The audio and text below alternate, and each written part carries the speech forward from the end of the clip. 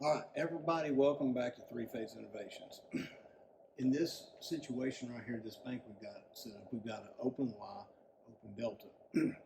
So, you know, in the Y delta banks, we have the option to float the high side or close it and ground it. I mean, as far as your choice, again, float it or ground it on a three-pot closed bank.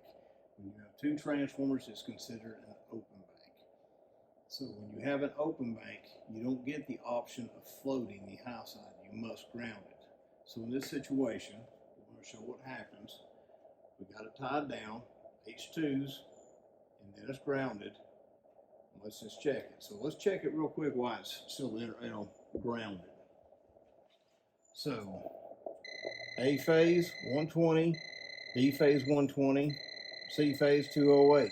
C phase is over here. This is furthest from the ground. The 1.73 factor times 120, you get the 208. Phase to phase, 240, 240, 240, 245. We've got a good voltage. We got a clockwise rotation. Everything is good. Now let's just say we were to go over here and float it. Rotation is showing our phases energized, but we're not actually showing a rotation at this point on the meter. So let's check out our voltage and see what happens when we float the high side of an open Y open delta. A phase 105, C phase 105, 104, I'm sorry, B phase, C phase 115, phase to phase, nothing on A and C, phase to phase on B and C, 212, A and C nothing, and again, A and B, 208. These are not good voltages. So let's ground it. Eliminate the high side as far as being floated. Now let's say grounded high side. We're going to check our voltages again.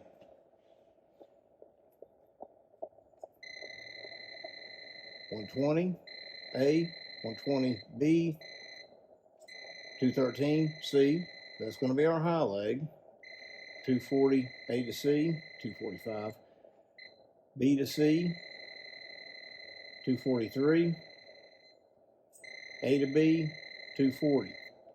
Now, with these banks, it's always important to check rotation and your voltage before you leave, because this has also happened, quite a few times I've seen in the field. People call me up. Let's just say I accidentally swapped the high side and I energized H2, and over here I had H1 energized. Because the linemen were not talking to each other, and or apprentices, they got swapped. I can easily switch the polarity. I don't have to switch the high side. I can, but for video purposes and quickness, these are both now set in the additive polarity. I'm going to switch this one to subtractive. That's like me swapping this over to the H2. If you can look up there on the fault current reactor, there is no fault. We were at 1, and I'm going to take this, I'll call it off to you if you want me to. A's got 0.1, 1/10 of an amp. C's got 1/10 of an amp. And I've got the polarity swapped. I'm going to go back over here and put the polarity where it should have been at the beginning. So now we're both additive. I'll go back to it. We're at 1/10 of an amp on A, 1/10 of an amp on C. It doesn't recognize a fault because it's not a closed bank, it's open. Therefore, the circuit does not recognize the fault with them being open. So, the situation that's going to happen with this is if you check your rotation, I've still got good rotation, we're good. We're just upgrading the bank. So, somebody wasn't paying attention to why they hooked up either the H1 or H2 on the opposite side. Now let's check our voltage. Let's check the voltage.